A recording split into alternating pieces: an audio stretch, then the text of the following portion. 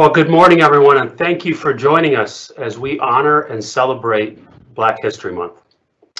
For today, the Shades of Radisson Hotel Group, the employee resource group, has a terrific panel planned where we will discuss lessons learned and findings and learnings from Share the Mic Minnesota. Share the Mic Minnesota was established to give Black and Brown women in Minnesota additional exposure and connection through engagement with new audiences. The goal today is to facilitate a conversation that will produce a deeper understanding to help us overcome unconscious bias, racial injustice, and racial inequity. Through storytelling, relationship development, programming, and collaboration, Share the Mic Minnesota strives to make Minnesota a more inclusive and equitable state. I'm honored and pleased to welcome back Jasmine Brett Stringer. Jasmine is the founder of Share the Mic Minnesota. She's joined by panelists who will share their stories and perspectives with us. So Jasmine, thank you for being here, and thank you to all of our panelists. And I'm going to turn it over to Jasmine. Take it away, please. Thank you, Ali, for that warm introduction, and thank you to the Radisson Hotel Group Shades ERG for hosting us this morning.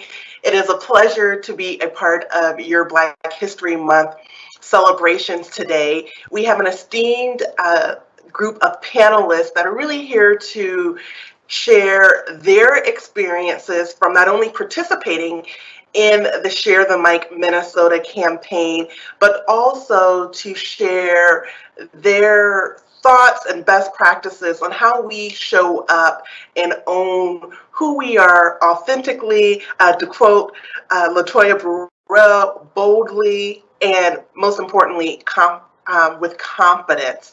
And so to give you a little bit more background about myself, my name is Jasmine Brett Stringer. I founded Share the Mic Minnesota this past summer as a response to George Floyd's untimely death, and really in the spirit of changing minds. And I know that you can change minds when you touch hearts, and that our stories truly have the power to connect us and to touch those hearts. So to kick off the panel, I'm going to ask the panelists to introduce themselves. I'm going to ask them to share their name, where they work, and one aha from their Share the Mic Minnesota experience. And before I do that, I realize for those not familiar with Share the Mic Minnesota, I should probably explain what Share the Mic Minnesota is. Share the Mic Minnesota is a social media campaign that was launched in June on the second and fourth Wednesday of every month. In fact, today is a Share the Mic Minnesota Wednesday. We are pairing Brown and Black women with people, male or female, different races that have said, but predominantly white, I want to be an ally. And they are allowing the Black and Brown females to take over their social media accounts, either Instagram or Twitter. We have a collaboration right now with the Women's Foundation that we are doing with their Young Women's Leaders Initiative. And we've actually added LinkedIn to that component. So you'll see us on LinkedIn with that campaign on Friday. But I encourage you, if you're not already following the campaign, if you're not familiar with the conversations and the community that we are building, to please join in by searching the hashtag Share the Mic Minnesota, or Share the Mic MN is the correct hashtag, Share the Mic MN, on Instagram today, because it's a great way to check it out. So without further ado, Latoya Burrell, would you please introduce yourself, tell us where you work, and an aha from your Share the Mic Minnesota experience? Absolutely. Thank you so much, Jasmine. And it is a pleasure to be here today and be able to share this space with you all. As stated, my name is Latoya Burrell, and I am the Executive Director for the Anderson Foundation, where our mission is empowering girls and women through education, alleviating poverty and preventable diseases. I am also the Global Diversity, Equity, and Inclusion Champion for the Associated Companies, Zenpro Corporation. And finally, I'm also an author of a book called Be Bold, How to Prepare Your Heart and Mind for Racial Reconciliation, which was inspired after the death of George Floyd and was released in October of 2020. My aha moment from the Share the Mic experience was, you know what? There are a lot of people who not only want a change, but they are wanting to talk the talk in addition to walking the walk to be the change that we want to see. I have had such a good experience and have developed such great relationships. In fact, my Share the Mic partner is now a good friend. We remain in contact. So that's my aha from Share the Mic. Thank you so much, Jasmine. Thank you, LaToya. Tanya Coleman, would you please introduce yourself again, your name, where you work, and an aha from your Share the Mic Minnesota experience? Absolutely. Well, thank you for having me. I'm Tanya Coleman. I own a company called Soiree Event Design, which is a full-service event planning and graphic design studio here in the Twin Cities. I've been here for about 9 years. I've been an entrepreneur for over 20 years, so yay, yay me. My Share the Mic experience was really amazing. It actually happened the day that Breonna Taylor's indictment results came down, and it was a very emotional time. And my aha moment were the amounts of DMs I received after I was very vulnerable and real in sharing how I felt about what happened that day. And the amount of DMs from complete strangers who live in our city who reached out to say, hey, you know what? I don't know exactly how you're feeling. I can't relate exactly, but I'm with you. I stand with you. And it was empowering, and it felt really good to know that I was surrounded by people who cared about what we were going through. So thank you. Thank you so much for that, Tanya. Rosemary Abuaja, I've been practicing that. She gave me a great tip to take out the G on her name. So thank you, Rosemary, because I've known you for years and I always stumbled over your last name, but I feel so confident today. Please introduce yourself and tell us about your business and your aha. Well, hello there, everyone. I'm Rosemary Abuaja. I am the founder and CEO of a brand development firm located in the Twin Cities called NACA Creative. We are a firm anchored on advancing inclusion. We built that into our business strategy 12 years ago. So we've been doing this work. I would say my aha is, as others have mentioned, Jasmine launched this in the midst of the unrest, a lot of pain, a lot of uncertainty, and for me, like many others, just a sense of hopelessness. But when she launched the Share the Mic, it renewed hope in me that we're not alone, we're not doing this by ourselves, that there are other people out there that are willing to take the steps to make the world more inclusive. So it was a way for me to heal, and it was a way to broaden my network as well.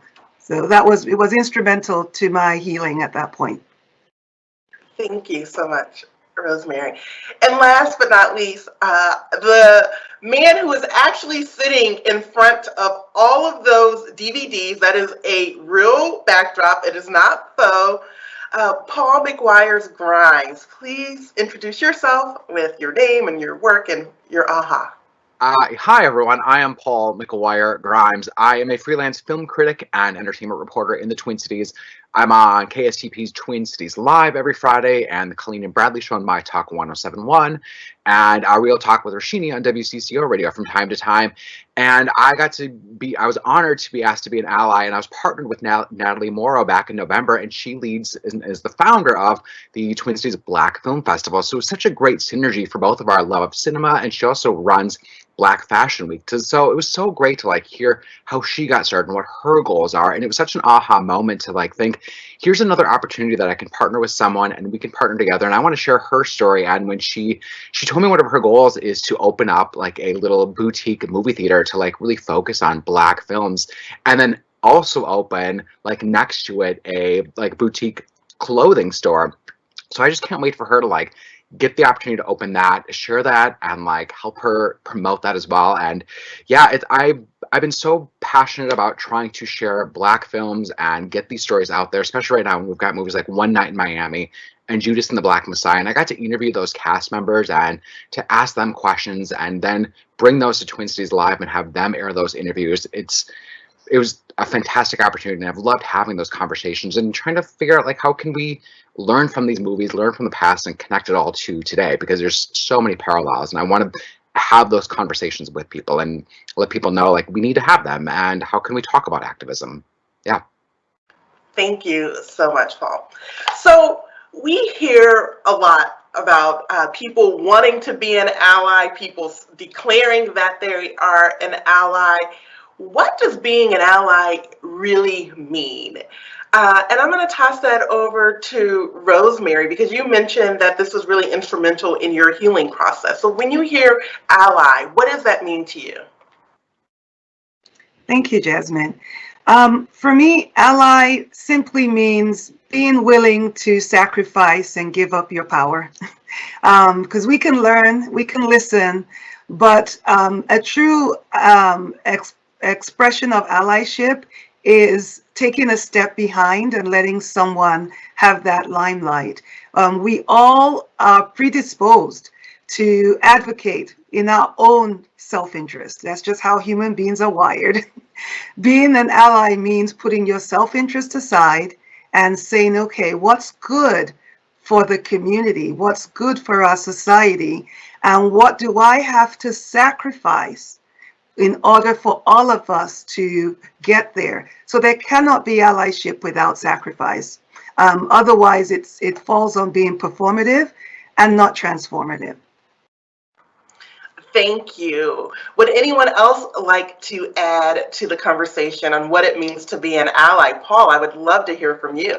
I think for me, kind of going along those same lines too, is like thinking about my own past and where have I maybe gone wrong, or how can I continue moving forward, and to think like there's always steps to do and there is always work. And how do you find that line, Rosemary, like you talked about, where it's not just performative, but there's actually action behind it, and to not just use Facebook or whatever as like a mouthpiece, but then what are you doing behind the scenes, and how are you willing to have those awkward or maybe crucial conversations with people and call people out on their stuff, if you will, and hold people accountable when maybe before you're like, oh, I don't know how to do that, I don't want to do that, it's an awkward feeling. And know that the work, it's a weird word to use, but it's always evolving, and we're always evolving. And how can I read other books and learn other people's stories and go that route too?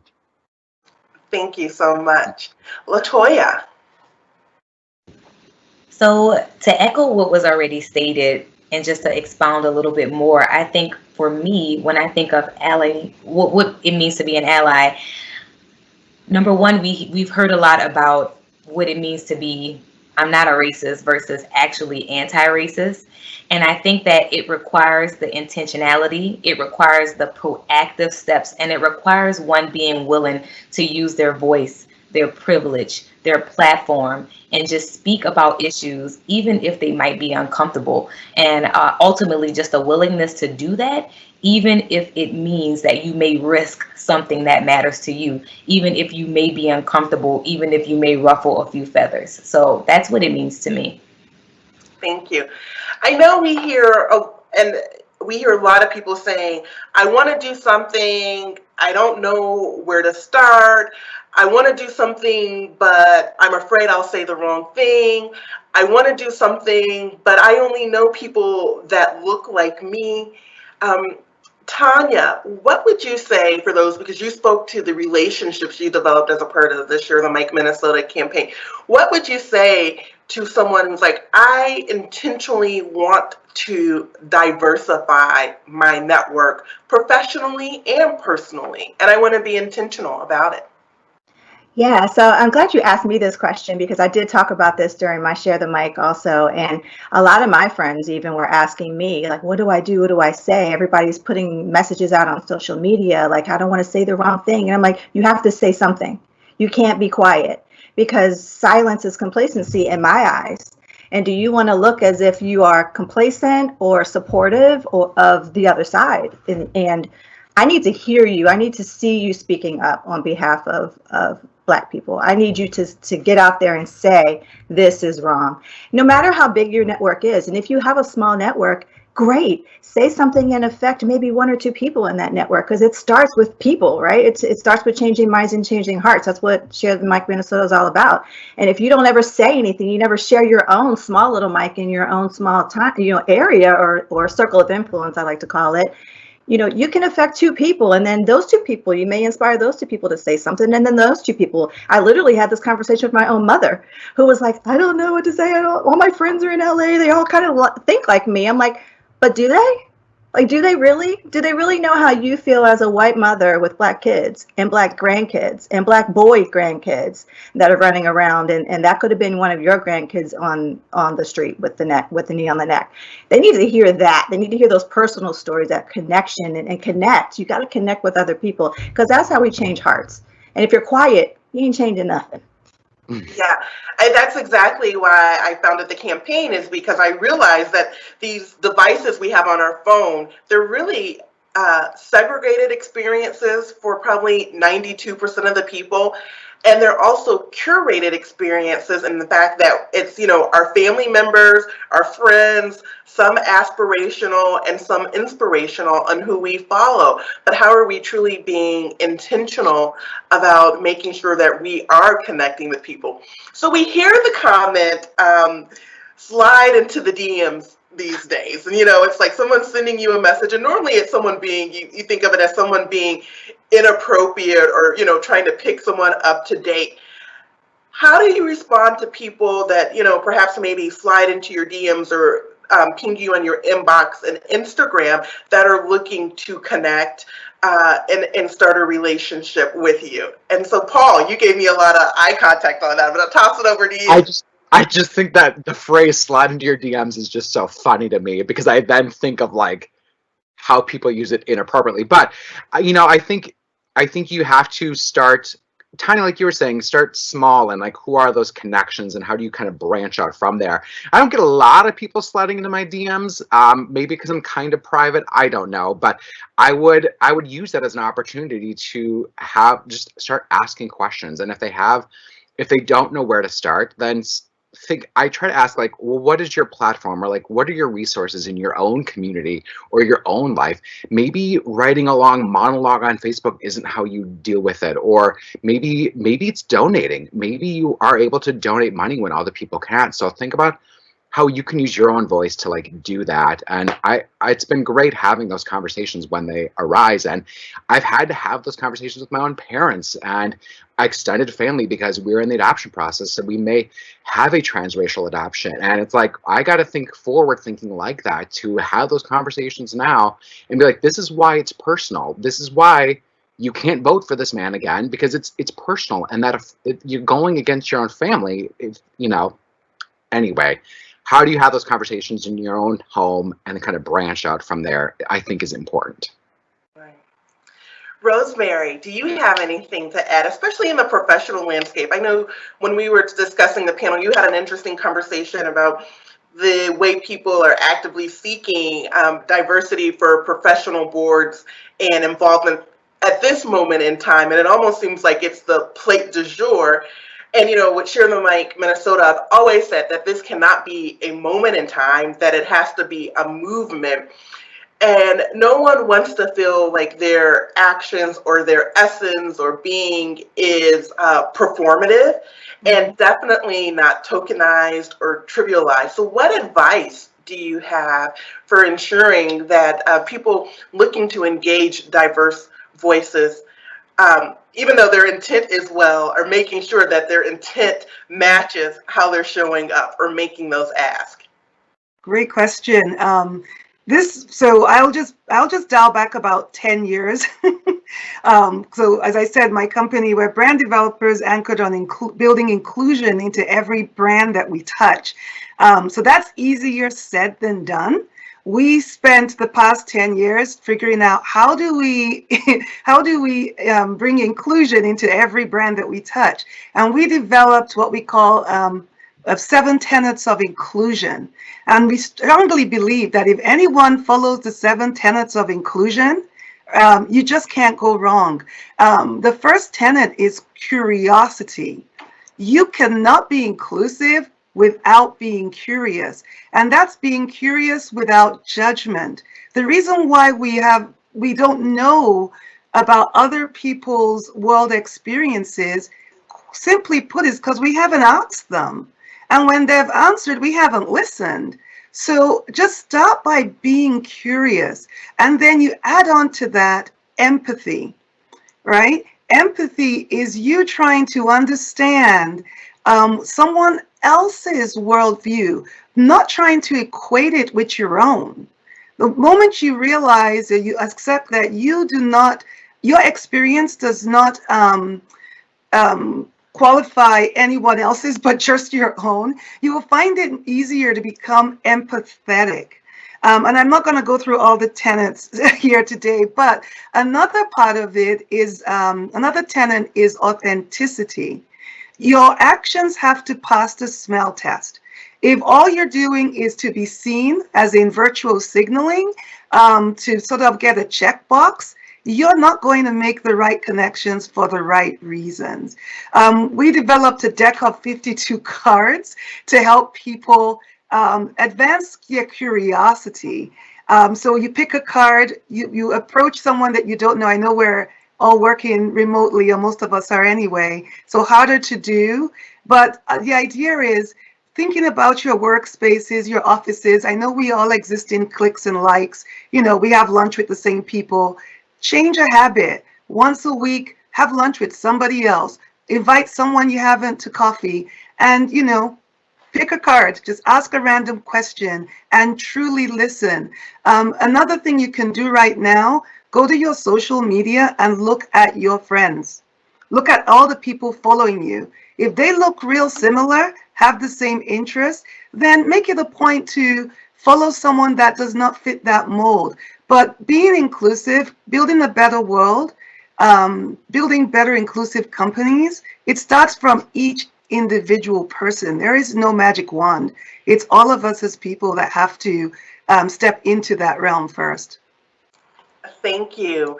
Latoya, would you like to add on to that question? And I know that you have recently made a professional career change. And so we are hearing more organizations adding DEI positions and adding DEI initiatives. What guidance would you provide to organizations that may not have appeared to have a DEI focus, and it appears to be a new interest, or, you know, people or organizations or people within organizations that were really uncertain on where to start? Yeah, so thank you so much for that question. And I think Rosemary just dropped a lot of gems talking about. I wanted all 7 of them, didn't you? Yes, you know, even talking about the whole idea of you have to start somewhere, you have to be intentional. And I think to answer the question specifically about companies who are recognizing the need to do more in the DE&I space, I'll say to that, however, number one, it's not a one size fits all. And number two, it should be a journey. It's not you have these steps and it's a checkbox, and once you check them off, great, thumbs up, we've done it. It's an ongoing process. It's not a one size fits all. And so I'll even say understanding as we talk about our world and how connected we are. If you're a company that touches different countries, whether it be from different stakeholders, i.e. your customers or your employees, your DE&I plan should be inclusive. So I say, number one, it's all about us examining our hearts and truly exploring us and being intentional, but understanding that what works here, the issues that we're discussing in Minneapolis, Minnesota, might be targeting race, but if we look at another country, it may not be race, it may be gender, it may be religion, it may be sexual orientation, it may be something that's political. But I say the one thing that's in common there is it all requires us to intentionally do the work and examine ourselves. So when Rosemary talked about the empathy, the curiosity, and the authenticity, I thought, you know, it is that work that has to be done. And I'm going to tie it back a little bit to when Tanya spoke about the question of what can I do? I got that question so much. And as you stated, Jasmine, I had people sliding into my DM and into my inbox, frankly. And I absolutely loved it. About a week ago, I had a call with someone on a Saturday, about an hour. And when I got off of the call, my husband was like, "Who's that?" And I was like, "I don't know." She emailed me and asked if we could connect, and I did. And we just had such a great discussion. And I think the takeaway from that discussion was, when you get that "what can I do" question, again, the answer is not one size fits all. I can't just give you one book or one podcast. I can tell you something, and you have to do what fits for you in the lane that works for you. So if you know that you don't have time to read, get Audible and listen. Fine. If you know you don't want to commit to 15 hours, find a 20-minute TED Talk or podcast. So the response is, what do? You do something, and you be intentional about it. Thank you. I love the intentionality. Tanya, do you have anything to add, especially because you are connecting with people all over the country, and you're connecting with, I'm going to say women, but people that are working full-time jobs and that have party businesses on the side. And so how do they make sure that they are showing up authentically? Yeah. So it's interesting listening to how companies are changing and putting more focus on DEI, because people like us, entrepreneurs, we're looking. We want to know who we're doing business with. We want to know who we pitch our services to. And what came out of this in a good way was that the veil has really been pulled back on companies and what they're actually doing behind the scenes. And, cancel culture was real, and they were calling companies out left and right. And so it gave entrepreneurs like us really a short list of companies who were really walking the walk and talking the talk, and the ones who were performative. And it was very obvious who those people were. And so I think it did us a service to know, who we authentically as entrepreneurs want to do business with. And so in the party planning space, we have such a niche, and social media is our playground. So we have mommy groups, we have Facebook groups, there's all kinds of places where you can interact. And the great thing about it is you see the little profile pics, you can see races of people, and you have to intentionally connect with people who don't look like you. And my inbox was full. Oh my gosh, I was calling my peers out who put the black box up and went away. And I'm like, well, what you doing next week? Well, what you doing the next week? And kind of putting the pressure on that it's not a performative thing. You can't just put a black box up on your profile pic and that's it. Like that's not what we're doing here. And so just keeping the dialogue up, and then as a Black woman, putting the pressure on to your peers, like, asking them, what are you doing? How can I help? Like, what can I do to help educate you, or do you need assistance or anything? So putting yourself out there, I think, is great. And what Latoya said, I bucked against that for a minute, like how many people were asking me what they can do. My initial reaction was, you know what you can do. There's 5,000 books out there. There's podcasts. Turn on the day, go on TV. Like, and I had to, once I had an interaction, like Share the Mic, and Lindsay and I, who I was paired with, had a really frank, down in the weeds discussion about this, someone I did not know, it did break down that wall. And since then, I have had personal interactions and conversations with strangers that I don't know. So I thank you for that, because I was not, no, I'm gonna need you to go get the book, come back after you learn some stuff, and let's chat. Yeah, thank you for that. And Lindsay has been a consistent ally, and she's really showed up with her support. I say not only is she an ally, but before she participated in the campaign, she was like a true ambassador and amplifying the voices of each week's round of pairings. And that was a small action that she was taking. You mentioned cancel culture, Tanya, and we hear that so much today. And I really subscribe to the Maya Angelou quote, when you know better, you do better. And I believe that we have to extend people grace. So how do we extend grace? How do we allow people to, do better because they now know better without canceling them? Because I believe cancel culture leads to a lot of inaction because people are afraid of saying or doing the wrong thing because they don't want to be canceled. So I'm going to toss that over to Paul first, because he was nodding. See, Paul, you give me all these great nods. And then so I'll just do the rounding. I'll let everybody chime in. So we'll do Paul, Rosemary, Latoya, and then end it with Tanya again.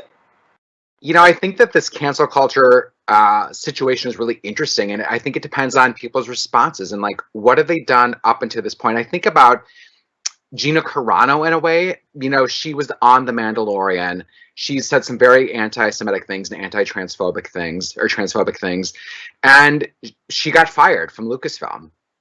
And I want to say rightfully so. And then it's like, okay, well, what does she do after that? Well, then she like doubles down. It's like, well, this is like, we need to hold people accountable, because then how do you learn and grow if you don't hold people accountable for what they say? And that has to be done, I feel like. And like you're saying, like there's a fine line between, we're not canceling Kermit on the Muppet Show. Like, we can have that on Disney Plus and have the disclaimers to be like, this is what was going on then, and here's how we can learn and like think about this moving forward, without saying ditching this episode, ditching that episode. But you know, there's a fine line. And again, Rosemary, like you said, ask questions. You know, I'm always trying to like, there's another member of the media that this movie Malcolm and Marie came out. You know, it's directed by Sam Levinson, a white man who's writing this argumentative fight between a couple played by Zendaya and John David Washington. And I asked her, I'm like, how do you feel about the writing of this movie? Like, have you seen it yet? What are your thoughts? Because I could look at it in one way, but you know, how do you feel about it? And she hadn't seen it yet, so like the conversation didn't go too far. But also knowing that Zendaya and John David Washington were also part of making what that story is. Like, I want to know, like, how are you doing? What are your thoughts on this? And don't be afraid to ask those questions. You know, I think you can ask without feeling like I'm saying the wrong thing. That was probably more than you wanted to know based on my rando head expressions and movements. No, I think that's wonderful, because we've got to figure out how we can hold people accountable and allow them to learn from their mistake without canceling them. How can we bring them into the fold as opposed to giving them ammunition to double down? Right. Yeah. Rosemary. Well, as long as we don't cancel Kermit, that's all I'm saying. But, you know, I'm a bit on the fence. I'm not opposed to, you know, cancel culture per se. I'm walking and living through, as most of us people in any marginalized community are, through our own traumas. So some of that is sort of like a triumph in a way, like, okay, someone's being held accountable, because we really have existed and we continue to exist where we have to see people not being held accountable, like different standards for different people. This idea of cancel culture, for me, not on an individual level, but when I think about organizations, if organizations do not step into being inclusive, I think it's right that they do not profit, right, by not being inclusive. So if people choose to spend their dollars elsewhere with organizations that align with their values, I am okay with that, which hopefully for me is the incentive for organizations to align better with inclusive values. Right now, when we think about what we call Gen P, that's a generation that are all more concerned about the purpose that a company has, more so than the profits that it makes. And I fall into that Generation P in my ideology. So we want companies to actually live out their values. I haven't seen an organization that doesn't have a great value, but I have seen many organizations that do not live them. So the idea of cancel culture, while it's, you know, it's catchy, it seems extreme, but it really should be a wake-up call for each and every one of us and the companies that we work for, that we have to be aligned with the values that build better communities. I can't think of any other repercussions for that than not shopping. There are certain brands I won't buy. I have not bought Shell gas ever since I've been buying gas, because in my home country, I'm from Nigeria, they, you know, committed atrocities against people in the name of oil. That was canceling Shell for me, right? And I take that same approach with any organization that I'm engaging with. And as Tanya had said, we look out there and see, who do we want to work with? People out there are looking to see, what company do I want to be employed by, and whose products do I want to buy? So whether we use the extreme term as cancel culture, we are making decisions that align with our values. Yeah, so I think that that's great. And I will add for me, what I see as a positive for cancel culture, and again, that's just a phrase that happens to be used, but the example Rosemary gave, boycotting is not something that's new, right? It's just the idea that now we have something called technology and you're able to spread a message at a much more rapid pace. And I think that for some companies, that's a threat for them. The idea that something can happen and it can all of a sudden go viral and we can be canceled or boycotted in such a way. But for me, I have learned so much through the cancel culture hashtag and movement. So it might be something that happens and it may be a topic that I am not really up to par on or educated about, but now my interest is piqued, my curiosity is piqued, and I want to know more. So that causes me to go out there and find resources to listen a little bit more and to learn a little bit more about that thing for myself. And I think that that's one positive way that we can see this for the companies, whether or not it's that risk of you losing business or you not. It seems like you're not walking the walk the way your values painted on your wall talks the talk. What I think for me as an individual or as a consumer, what it does for me is it gives me that opportunity to learn and to grow. And it may be me discovering a bias that I might have. It may be something that I would have learned about in an area where I'm like, oh, I didn't know that this was offensive. Now I know. And I won't do this because of the cancel culture trend and movement and what I've learned from it. Yeah, so I'll chime in on that too. I'm glad that you started with a Maya Angelou quote because I'm going to end it with my favorite, which is when someone shows you who they are, girl, you better believe them the first time. Okay, so I have zero patience and tolerance with the cancel culture. I'm all about the cancel culture, honey. So if you show me who you are and you are on the wrong side, we have been in this is not our first rodeo. We have been in this situation for years and years and years. And like LaToya just said, cancel culture is just a fancy name that we put on boycotting and protesting, which we've been doing since, oh my God, forever. So you know better. Okay, you know better. So if your actions are not aligning with your values, to me, you got to go. I was hitting the defriend button like a crazy woman during, everything that was going on recently. I was canceling all kind of people I thought were friends and I thought aligned with my values. And my timeline now is peaceful and it's just, uplifting. And, I just had to cancel all those people. And I agree with what Rosemary is saying. Like, we have our social capital, a lot of our social capital is our finances, and we have to be careful where we use that and be strategic in where we use it. And what cancel culture did was it put people under a microscope and it shined the light on those companies that we want to do business with and who are actually, and what's funny is if you look now, because back then everybody was on the train, because what the bad side of cancel culture was, it did encourage performative action because everybody just wanted to be on that list. Or we said something, on that list. But once you look and see what's happened months and months down the line, are their actions now really aligning with what they said in their flowery post on Facebook about how they're such allies and they're going to be doing this and this? But what have they actually done? Is your C-suite still all white? Y'all know that's wrong. If you show me who you are, you got to go.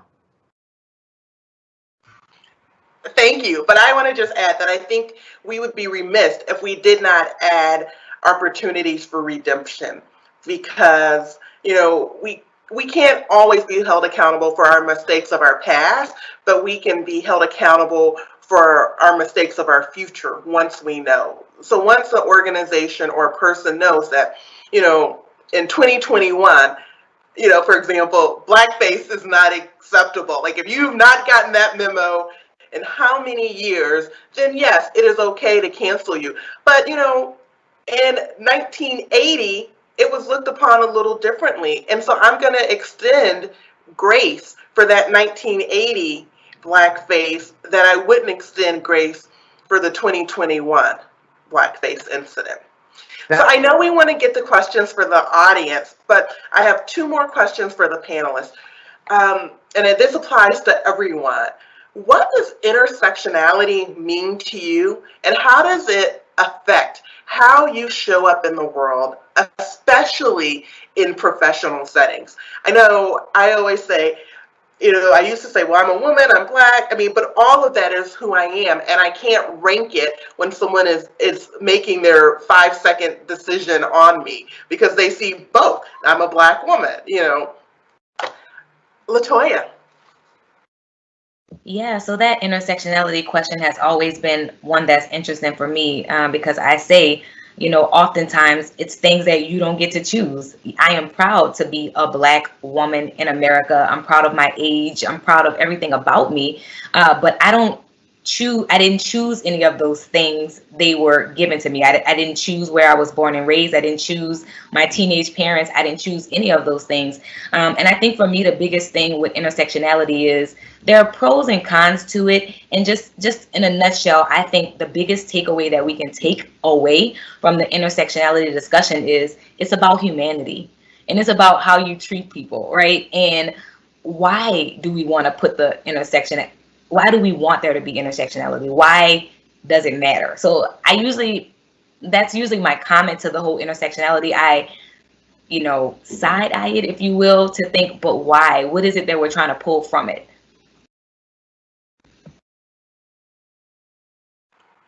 Thank you. Paul. I mean, I think I just try to always be my authentic self. Like, I am a white gay male, and I've been given a lot in life, and there's things I've had to fight for in life, but I never hide who I am either, to the point where I'm like, I will reference my husband or the life that we have, and remember to, like, I forget sometimes, like, oh yeah, people may look down upon you for that, or don't forget, like, people may not understand who you are or like that part about you. So like, be open about it. And I can only help people learn and grow by being my authentic self. So how can I share my experience? How can I share who I am as a life?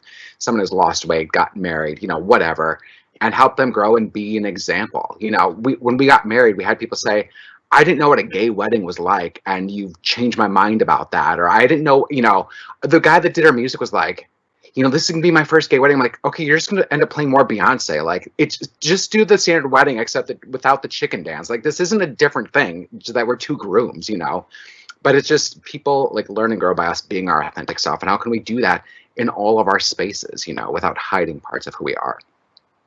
And that's why our stories matter so much. Tanya. Yep. So intersectionality kind of has always been very in the forefront for me as a biracial girl. So my mom is white and my dad is Black. So I've always had that identity thing. I grew up in an all Black environment, so I never had any confusion that I was a Black girl. But as I got older and entered into the professional realms and things, I would sometimes, I don't know, people would slip up and say things in my presence when they're like, is she Black? Oh no, when I don't have braids, they're like, huh? So it's weird to straddle the fence sometimes and in the professional environment.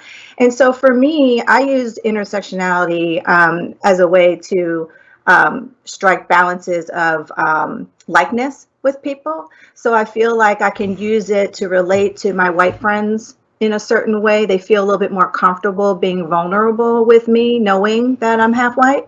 And I try to use that in a way to help them understand the Black experience because they feel more comfortable in sharing their experience with me. And then in a professional environment, just like what Paul said, I just come as my authentic self. I'm the Black girl. I come, you give your event to me, it's going to run flawless. I'm going to do my thing. You're going to feel like family. And that's just the way we get down. And so I don't ever try to hide anything from myself or try to dim down any part of myself in order to get a client or to, advance in any way. I try to use them all as a way to uplift who I am and to put my best foot forward. Thank you, Rosemary. All right. This is an interesting one for me. I'm an immigrant. I've lived on 3 continents. I've never fit a mold anywhere I've been, just by virtue of those things that I didn't choose, as LaToya said. So I've always had to just bring my whole self, whatever that is, wherever I am. I remember when I was 8 years old, We had gone to Nigeria from England, and I tried so hard to speak the pidgin English. I tried so hard to blend in with the friend, my peers. And my mom pulled me aside, and I would never forget this. And she goes, "Why are you trying to copy them? Just be yourself, and maybe somebody will copy you." And that just shed all of this weight of trying to be something that I'm not. And I've taken it with me my whole life because I've traveled a lot. I've lived in different places. So yes, I have a very confused accent.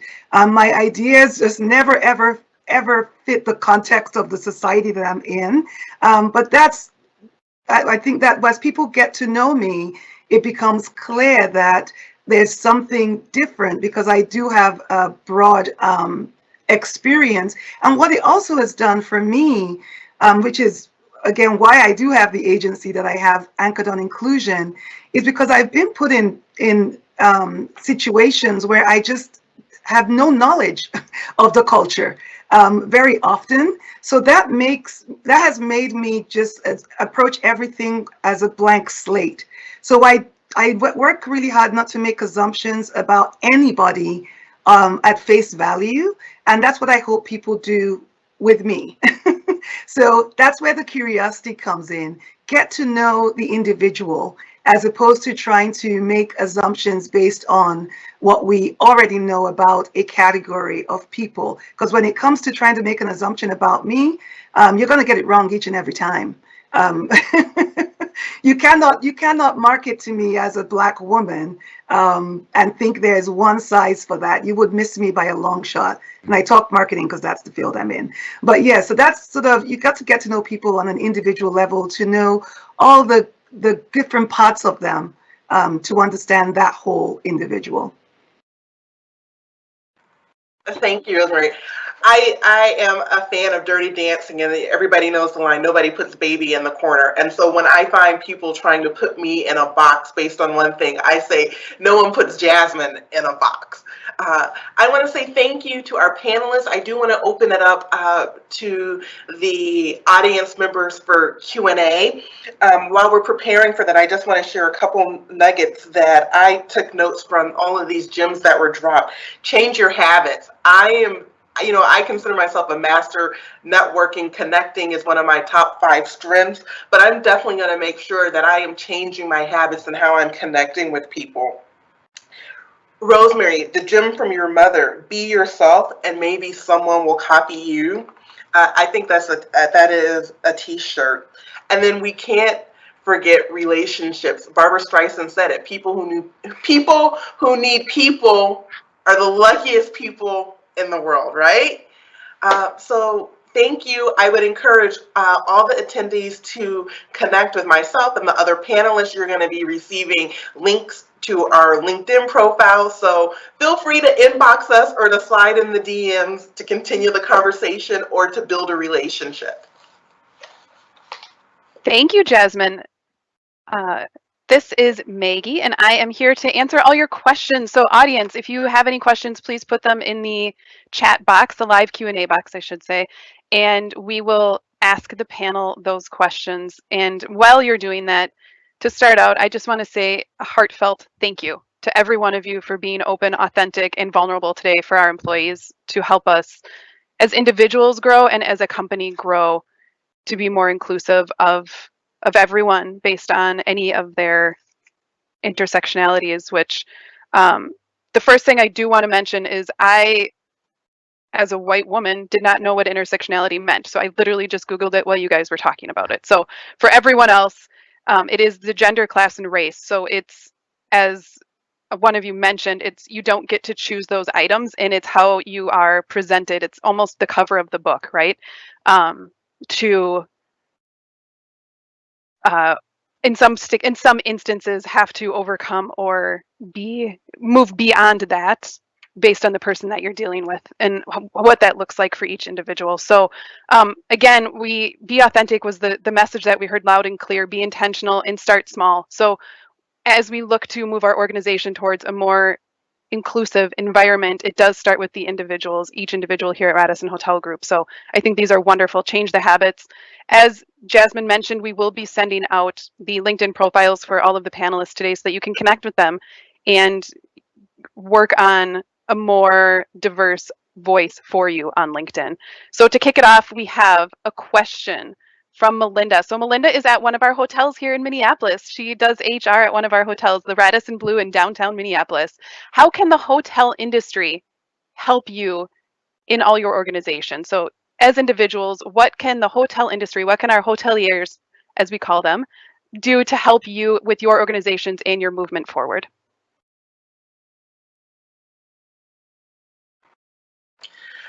I think the hotels, it really starts with the experience. There was a terrible incident that happened at the beginning of this year where a young boy was attacked by a guest. And, from all the video footage that was shared in the media, it really appeared that the hotel was on the side of the white woman that was attacking this young 14-year-old boy. And I'm going to use the word boy because he's still a child at 14.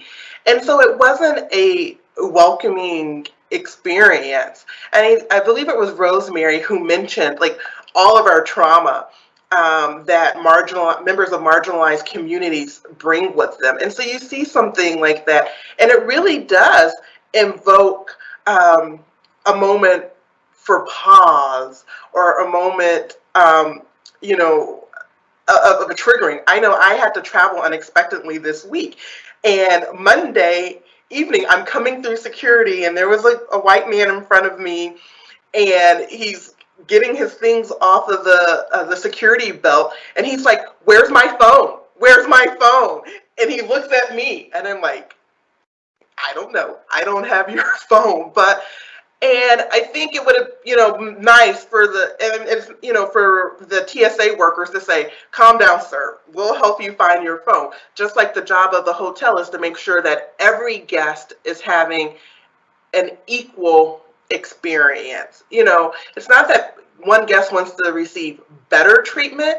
I think we just want to be on parity and make sure that everybody is being treated equitably. Does anybody else have anything to add? Yeah, I can add to that.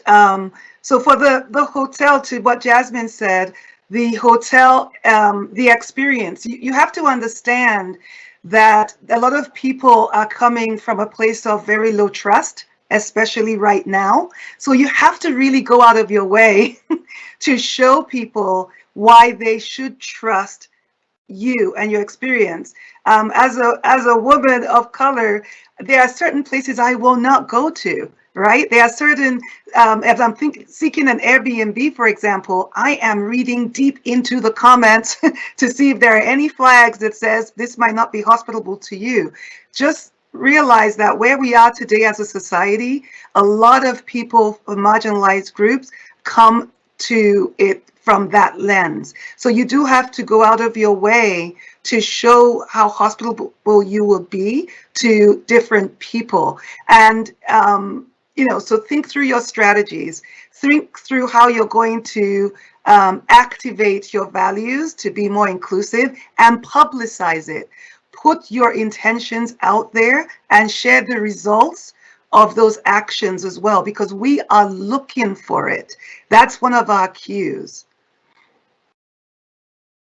I'd like to speak a little bit to the professional side of the question. So she was asking what the hotel industry could do for our individual businesses too. And for me, hotels are all in my business as venues for the events that I work on. And so I've worked with many, many hotels here in the Twin Cities. And I have not one time come across anyone of color when I was working with anyone in any of the hotels here in the Twin Cities. And so I would just urge you to be mindful of that. Be mindful that there are Black organizations here. There are Black executives here. There are Black weddings that happen here. There's Black social events. There's Black, we want to pay patronize and have our events at your hotels. But it would be nice to see an inclusive environment. It would be nice to come across people of color that we work directly with. And so, easy way to do that would be to have people like me, as contractors on board for when, if you have a big event coming and it's a predominantly Black event, you would hire someone like me to come in and be that bridge between you and that company. So having, different event planners on deck, just like you have a catering list of approved caterers, let's get a list of approved event planners and just be strategic of who's on that list and make sure that those companies and the individuals who are coming into your establishments have a familiar face. And unfortunately, that is a Black face, or it could be a woman face, a gay man, whatever it is, just diversify who we see when we walk into your establishments to do business. Thank you. Those are very actionable comments that, like you said, start small, but it will have a big impact going forward for an inclusive hotel experience. So we have a few more questions that we'll hit up real quick. Katie Littlefield is asking, if we cancel someone for their voice or behaviors, are we missing an opportunity to engage in dialogue and educate? And I think you touched on it a bit earlier, Jasmine, actually, when you kind of summed up the cancel culture. But do you have any other final comments on that? Yeah, I think that we live in America, and I believe that America loves a comeback. And so really, if a person is canceled, the onus is on them to show that they have learned better. And so they can't expect a handout. Maybe they can recruit an ally to help them on their journey of making their comeback, but they really have to be willing to take action, to own the process, to rectify their past wrongdoings. And then I just wanted to add one last thing on the question about supporting businesses. I think a lot of times organizations make the mistake of saying, I'm going to get Black speakers for Black History Month, or I'm going to do work with gay people the month of June. No one wants to seem like their existence and their professional expertise is being tokenized or performative. And so I would say to make sure that you are engaging diverse voices on an ongoing, continuous basis. On your social media feeds, are you highlighting your diverse employees? Are you highlighting your diverse guests? Or is it a monolithic and pretty homogeneous looking experience? Thank you. That is also very helpful. So moving on to Katie Knoll had a question about, she is on our, she oversees the development of our employees, basically, the team that does that. And so she said she's going to check out Latoya's book, but do you have any other books, podcasts, or TED Talks that you highly recommend around the topics you've discussed today? Yep, so we actually have a full list that we can send you, but I will just say that there are so many books, so many resources. One that comes to mind is, just because I'm going to an event with him later, that if you've not read How to Be an Anti-Racist, that's wonderful. I think Latoya's book is amazing. I'll give a plug for my book, even though my book isn't about D&I, but it really talks about authenticity and how we show up and live more mindful and connected lives. Seize Your Life. I would also recommend the book So You Want to Talk About Race, and I can't pronounce her name. That's an amazing book. And then another one that I just picked up over the weekend, Black Fatigue. And so it might help you understand how some of your Black and brown colleagues are feeling in this moment. Thank you. Wonderful resources. And then Rosemary, we have a request. Can we see the 7 tenets of inclusion? Sure. Is that something you're willing to share with us? Yes. Wonderful. Actually, yes. I'm happy to share it. And I don't think it's on our company website, but I'll get it to Jasmine and we can share it. In fact, we have an entire, an exercise. It's an exercise sheet. I know we're not in person now, but there are 20 questions on one side and a coloring coloring the card on the other. And every time you answer yes to one question, you get to fill in the picture. And that follows through the tenants. So I can get that over. And you're all happy to, feel free to use that in your organizations there. But yes. Thank you very much. Mm-hmm. And then, go ahead. Oh, no, I wanted to add to the what to read. And Sure. just still on the line of storytelling and understanding other people's experiences. It might not be something specific to race or specific to gender, but I love the Moth Lab, just different podcasts where people tell their personal stories. If you get used to listening to those frequently, it will help open you up and open your mind up to other ways. And just this notion that we're all individuals and we all have unique experiences. I found listening to other people's stories very helpful in how I navigate the world. And it always keeps reminding me that I know nothing at all. So I always have to seek the answers and stories from other people. Thank you. Anything else from the panelists before we close this out? We are at 11:33 now, Central Time. No? Jasmine, any final remarks?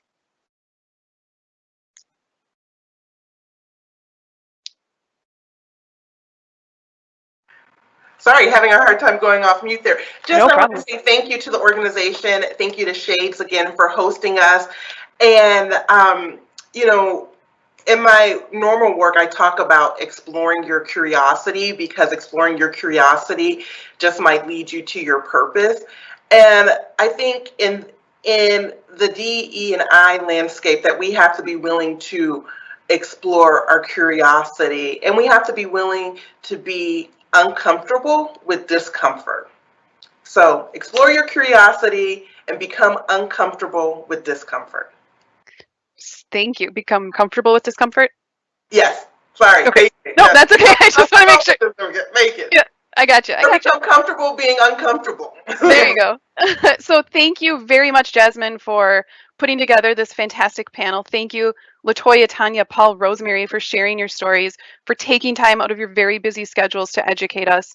We are so grateful that you were here to help us become better allies to our friends around the world, and of every race, religion, gender identity, everything. So with that, I will say thank you to our employees for joining us today. You will receive a copy of this recording, and as well as some additional packets of information in today's edition of Tuned In. So keep an eye out for that, and we'll keep it moving. And I encourage all of you to encourage your teammates to listen to this recording as well as we move forward. So thank you, everyone, and I hope you all have a wonderful afternoon. Thank you. Thank you. Thank you very much. We appreciate it. Thank you.